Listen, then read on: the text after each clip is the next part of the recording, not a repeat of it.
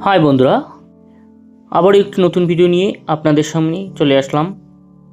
তো আজকের বিষয় একটু ভিন্ন রকম, হরপ্পা সভ্যতা। সেই হরপ্পা সভ্যতার কিছু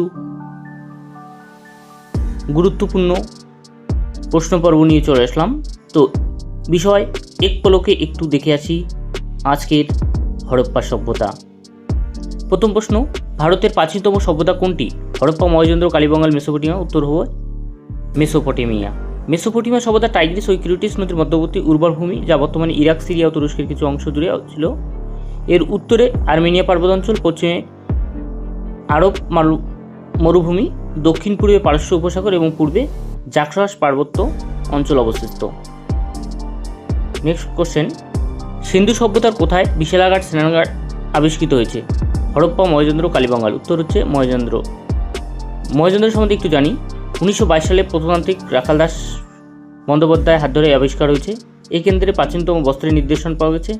মহাবিদ্যালয়, বিশ্ববিদ্যালয়ের নিদর্শন পাওয়া গেছে। এই কেন্দ্র থেকে ব্রোঞ্জের তৈরি নর্তকী মূর্তি নিদর্শন মিলেছে। প্রাকৃতিক বিপর্যয় যেমন বন্যার নিদর্শন এখানেই মিলেছে। নেক্সট, হরপ্পা সভ্যতার নগর কেন্দ্রের সংখ্যা কয়টি? 5টি, 6টি, 7টি। উত্তর 6টি। তো হরপ্পা সভ্যতা এখনও পর্যন্ত খননকার্যের মাধ্যমে মোট 250টি কেন্দ্র আবিষ্কৃত হয়েছে, যার মধ্যে 6টি কেন্দ্র হলো নগরকেন্দ্রিক। 6টি নগরকেন্দ্র হলো হরপ্পা, মহেঞ্জোদারো, চানহুদারো, লোথাল, বানওয়ালি ও কালীবঙ্গাল।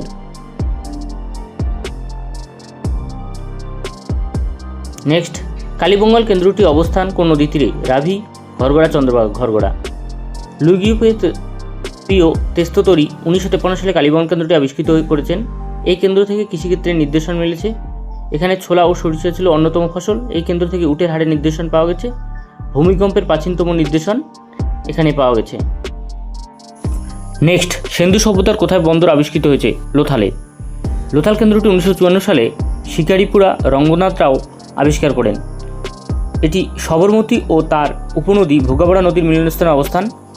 এখানে ধানের তুষ ও খোসার নির্দেশন মিলেছে। নারী পুরুষ একত্রে কবর দেওয়ার প্রমাণ মিলেছে। জাহাজ তৈরির নির্দেশন মিলেছে। এই কেন্দ্রটি হরপ্পা সভ্যতার ম্যানচেস্টার বলা হয়। গুজরাটি ভাষায় লোথাল শব্দের অর্থ হলো মৃতের স্তূপ।